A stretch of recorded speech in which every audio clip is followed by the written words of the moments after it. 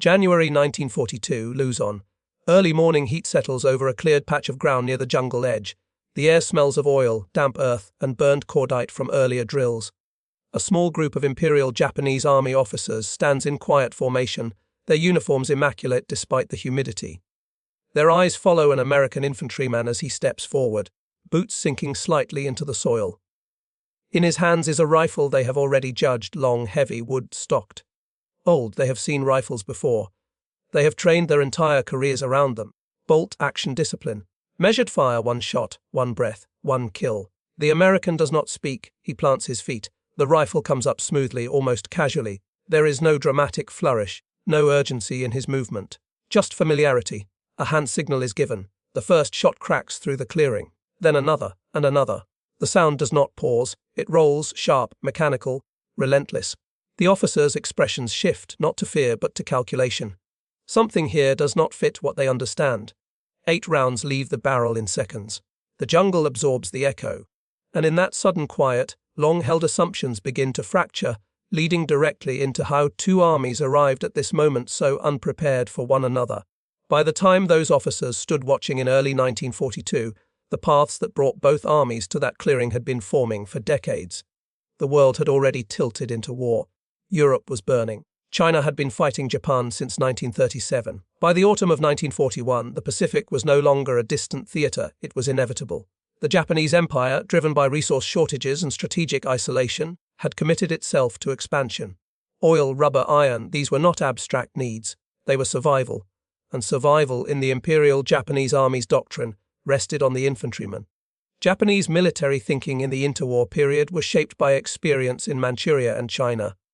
Victories there had reinforced a belief in moral superiority, discipline, and the spiritual power of the soldier. Firepower mattered, but it was controlled firepower, precision, endurance. The Arisaka rifle, most commonly the Type 38 and later the Type 99, was a bolt-action weapon chambered for 6.4mm or 7.7mm ammunition. It was accurate, rugged, and reliable in harsh conditions. Japanese training emphasized marksmanship, bayonet combat, and patience under fire. A rifle was not meant to overwhelm. It was meant to endure. Officers were trained to expect battles of maneuver and attrition. Fire was delivered deliberately, often in support of movement. Rapid firing was not discouraged, but it was not central. Ammunition conservation was a doctrine, not a suggestion. The Japanese soldier was taught that discipline and spirit would compensate for material disadvantages. Against Chinese forces, this belief had often appeared justified. Across the Pacific, the United States Army entered the 1930s in a very different state. Budget cuts after World War I had hollowed out much of its institutional confidence. Many senior officers were skeptical of innovation. Infantry doctrine still leaned heavily on World War I lessons. Machine guns provided volume, riflemen advanced deliberately. The standard issue rifle, the M9-03 Springfield, was a bolt-action weapon admired for its accuracy but slow in sustained fire. Yet within U.S. Army ordnance circles, dissatisfaction simmered. The memory of massed infantry assaults in Europe lingered. Planners asked a simple question: what if every infantryman could fire as fast as he could aim? What if fire superiority did not depend solely on crew-served weapons? The answer began with John C. Garand, a Canadian-born engineer working for the Springfield Armory. His design was not elegant at first. Early prototypes suffered from reliability issues, ammunition incompatibility, and mechanical failures. But by the mid-90s churned into something unprecedented: a semi-automatic gas-operated infantry rifle chambered for the powerful .30-06 cartridge. In 1936, the U.S. Army officially adopted the M1 Garand. It was the first semi-automatic rifle issued as standard to a major military power. This alone made it an anomaly. Many officers resisted it. It was heavier than the Springfield, more complex, consumed ammunition rapidly. Critics worried soldiers would waste rounds, logistics would strain, and discipline would erode. But doctrine slowly adapted. American infantry training shifted emphasis. Fire and movement at the squad level, individual initiative. A rifleman was no longer expected to fire once and pause. He was expected to suppress, to dominate space with sound and lead. 8 rounds fed by an N-block clip could be fired as fast as the trigger was pulled until the distinctive metallic ping announced the clip's ejection. Foreign observers were unimpressed. European powers still favored bolt-action rifles. The Japanese, observing from afar, saw nothing revolutionary. To them, the Garand appeared bulky and unsuited for jungle warfare. Wood swelled in humidity, metal rusted. The idea of sustained semi-automatic fire seemed wasteful, even undisciplined. When war came, those assumptions traveled with them. After Pearl Harbor in December 1941, Japanese forces moved rapidly. Hong Kong fell. Malaya collapsed. Singapore surrendered. In the Philippines, American and Filipino units were pushed back toward Bataan. Early encounters reinforced Japanese confidence. They had defeated Western armies before. They believed they understood how Western soldiers fought.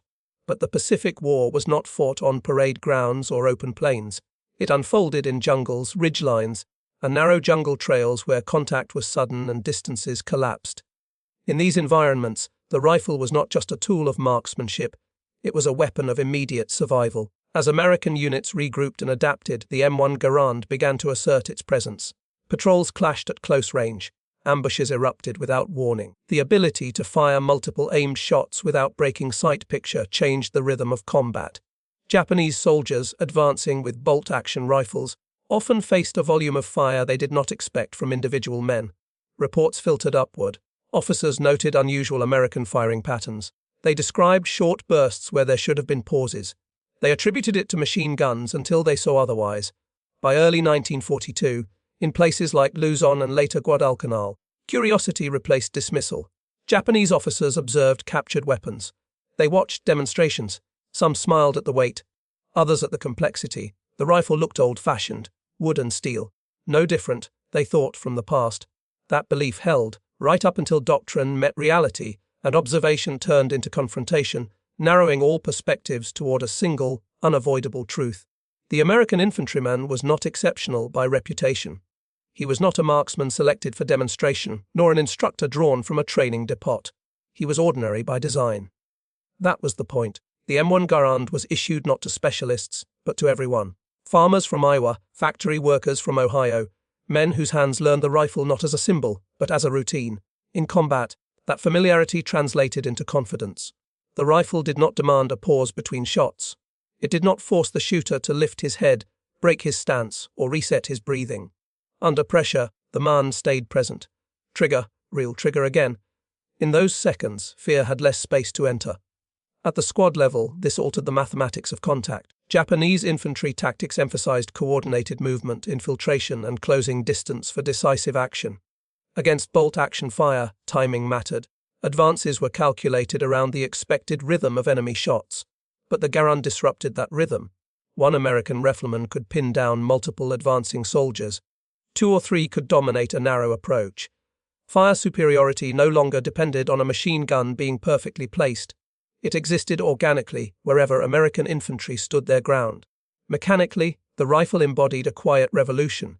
Gas tapped from the fired cartridge cycled the action automatically, chambering the next round without manual intervention. The shooter's cheek weld remained intact. Sight alignment was preserved. This was not automatic fire, it was controlled, deliberate, and fast. The 8-round N block clip imposed a natural cadence. Reloads were frequent but quick.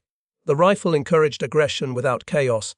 In mud, heat, and rain, it continued to function with remarkable consistency, contradicting early assumptions about its fragility. Leadership on both sides interpreted these encounters differently. American officers saw confirmation. After years of debate, the rifle justified its adoption not in theory, but in survival. Reports noted increased confidence during defensive actions. Units held ground longer. Counterattacks were sharper. Japanese officers, however, faced an uncomfortable reassessment. The enemy infantryman was not passive. He did not wait. He answered movement with immediate force. Tactical expectations built on earlier campaigns began to erode, one engagement at a time. From the Japanese perspective, the experience was disorienting. Soldiers advancing under cover of terrain expected brief exposure to fire, followed by movement. Instead, they encountered sustained, accurate shots from positions that should have fallen silent. Some believed they faced multiple shooters when it was only one. Others mistook rifle fire for light machine guns. Morale did not collapse, but certainty did. And in warfare, certainty is often the first casualty. These perspectives, human instinct, tactical design, mechanical reality, command interpretation, and enemy perception, did not exist separately. They converged. Each reinforced the other. And as contact intensified across the Pacific, all of them pointed toward a moment when observation would give way to undeniable proof. That moment was not theoretical. It was measured in seconds. The encounter did not announce itself as decisive. There was no grand assault, no massed formations, no dramatic order shouted across a battlefield. It unfolded the way many moments in the Pacific did, quietly, suddenly, and at close range. Late morning. Jungle light broken by canopy and drifting smoke. The terrain compressed everything. Visibility shrank to tens of meters. Sound traveled poorly, but when it came all at once. An American infantry position had been established along a narrow approach, high ground overlooking a shallow ravine used repeatedly by Japanese patrols. The date appears in after-action reports from early 1942, during the fighting on Luzon as U.S. forces attempted to delay Japanese advances inland.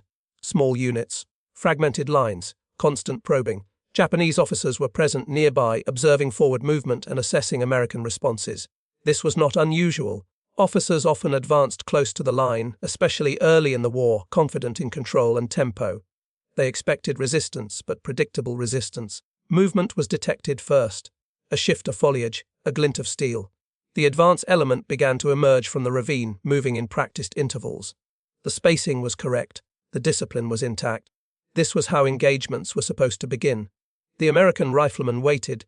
He had been trained to do exactly that, not to fire at the first sign, but at the moment when movement committed itself, when retreat became awkward, when hesitation would cost seconds. The rifle rose.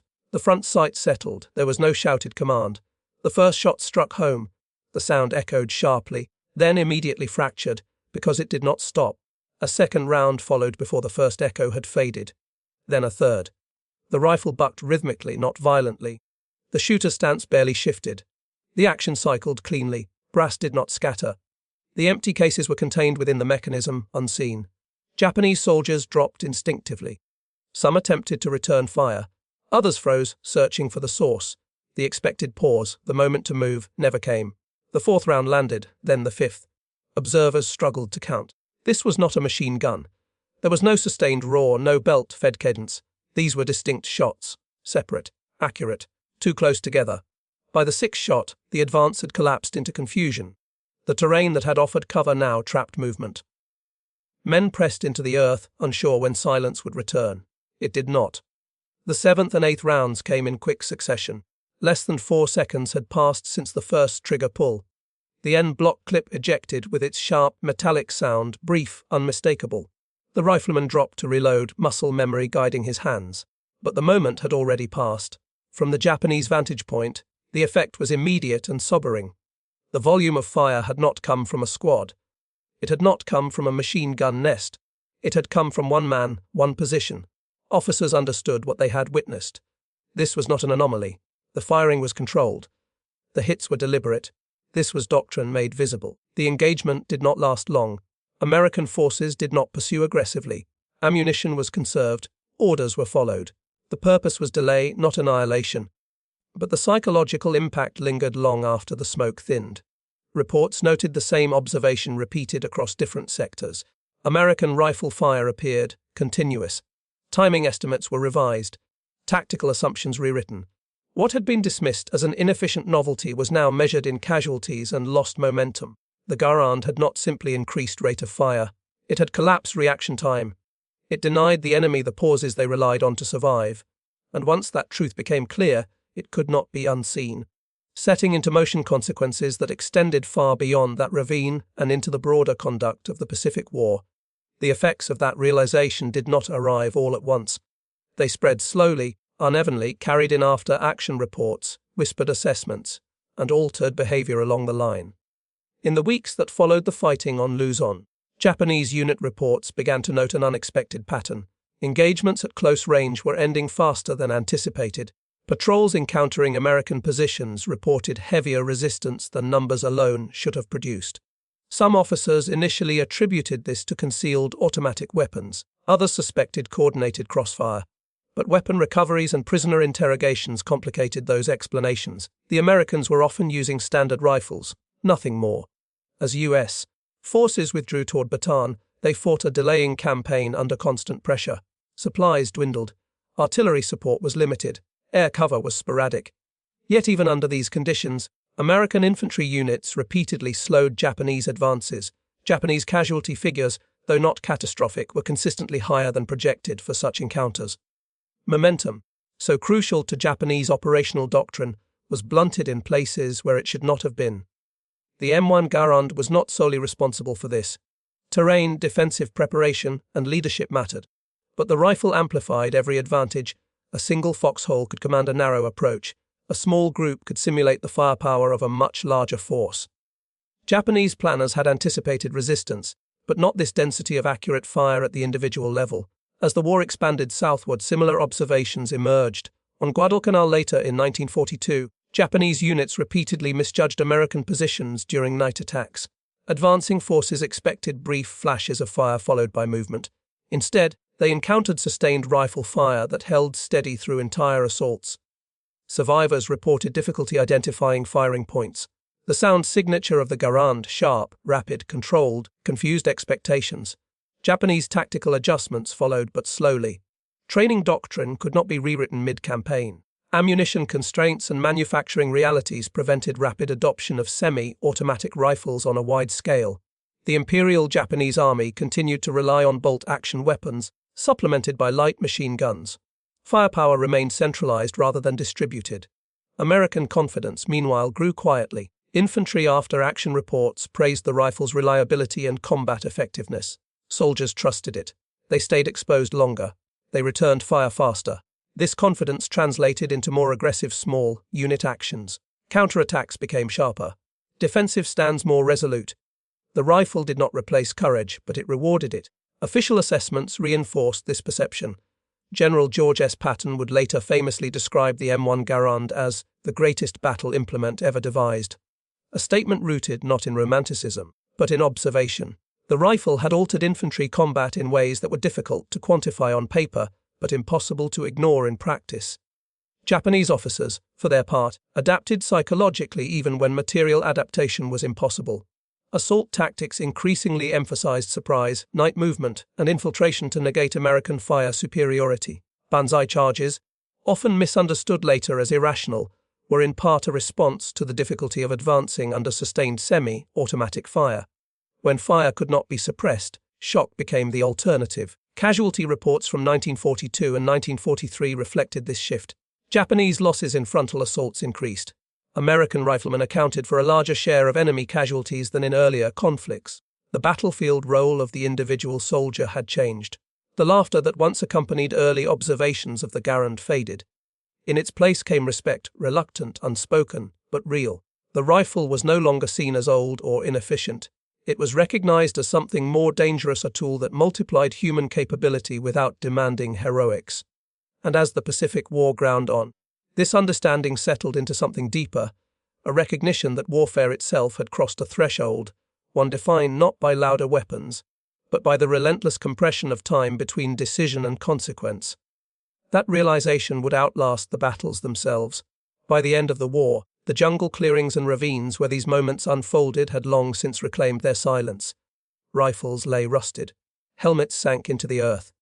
But the lesson endured, carried forward not by memory alone, but by doctrine. The M1 Garand did not win the Pacific War by itself. Wars are never decided by a single weapon. They are decided by logistics, leadership, industry, and endurance. Yet within that vast machinery, the Garand changed something fundamental. It altered the relationship between the individual soldier and the moment of contact. Time, once stretched by bolt actions and pauses, collapsed. For the Japanese army, the encounter exposed a vulnerability that courage could not erase. Discipline and spirit remained formidable, but they could not shorten the interval between shots. In an environment where engagements happened suddenly and at close range, that interval became decisive. Tradition, once a strength, became a constraint. For the American soldier, the rifle offered something quieter than dominance, confidence. Not bravado, not recklessness, but the assurance that when movement appeared in the brush, he could respond immediately, repeatedly, and accurately. That confidence shaped behavior, it shaped tactics, and in war, behavior shapes outcomes. The moment when 8 rounds left the barrel in 4 seconds was not remarkable because of its speed. It was remarkable because it was ordinary. It required no exceptional training, no extraordinary strength. It was repeatable, predictable, available to every rifleman in the line. That was the true transformation. Modern infantry warfare would follow this path. Firepower would move downward, away from centralized weapons and into the hands of individuals. Semi-automatic would become standard, then selective fire, then optics, sensors, and networks. But the first step, the realization that one soldier could control space through sustained, accurate fire, had already been taken. History often turns not on grand declarations, but on quiet corrections of belief. In this case, it was the correction of an assumption that rifles had reached their limit, that tradition defined effectiveness. In a humid clearing in the Pacific, that assumption fell apart in seconds. Not with speeches or spectacle, but with the measured rhythm of 8 shots fired without pause. And once that rhythm was heard, the future of infantry combat could no longer sound the same.